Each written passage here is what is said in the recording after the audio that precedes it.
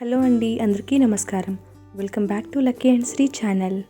ఈరోజు మన వీడియోలో నవరాత్రుల సందర్భంగా మహాలక్ష్మీదేవి అమ్మవారికి దద్దోజనం నైవేద్యంగా పెడుతున్నామండి. దీనికోసం మనకు కావాల్సిన పదార్థాలు కొత్తిమీర, కరివేపాకు, పచ్చిమిర్చి, ఆవాలు, జీలకర్ర, మిరియాలు, పచ్చిశనగపప్పు, మినప్పప్పు, అలానే 1 కప్పు రైస్కి 2 కప్పుల పెరుగు తీసుకోవాలి. ఈ పెరుగులో కాస్త వాటర్ వేసుకొని పక్కన పెట్టుకుంటున్నానండి.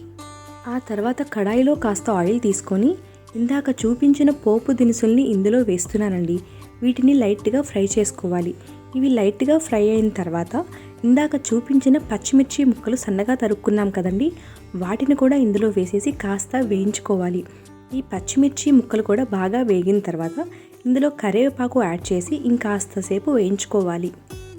ఫైనల్గా ఇవన్నీ బాగా వేగిపోయిన తర్వాత పెరుగుని ఇందులో యాడ్ చేసి స్టవ్ ఆఫ్ చేసేసి మనం కడాయిని కిందకి దించేసుకొని పెరుగుని బాగా మిక్స్ చేసుకోవాలండి. అండ్ నేను ముందుగానే 1 గ్లాస్ బియ్యాన్ని కుక్ చేసుకొని అన్నం చల్లారపోసుకున్నానండి. మనం అన్నం వేడిగా ఉన్నప్పుడు పెరుగుని ఖచ్చితంగా కలపకూడదు. పెరుగు మనం మిక్స్ చేయాలంటే అన్నం ఖచ్చితంగా చల్లారే ఉండాలి.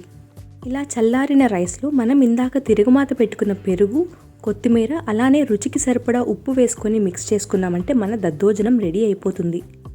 మన ఛానల్లో నవరాత్రుల సందర్భంగా ఈ 9 రోజులు ఒక్కొక్క రోజు ఒక్కొక్క రకం ప్రసాదం వీడియో వస్తుందండి. ఎవరైనా మిస్ అయ్యి ఉంటే ఒక్కసారి ఛానల్ విజిట్ చేసి చూసేసేయండి. ఈ దద్దోజనం నేను నవరాత్రుల సందర్భంగా మహాలక్ష్మీదేవి అమ్మవారికి నైవేద్యంగా పెడుతున్నానండి. సో మీకు మన వీడియోస్ నచ్చితే మన ఛానల్ని సబ్స్క్రైబ్ చేసుకోండి.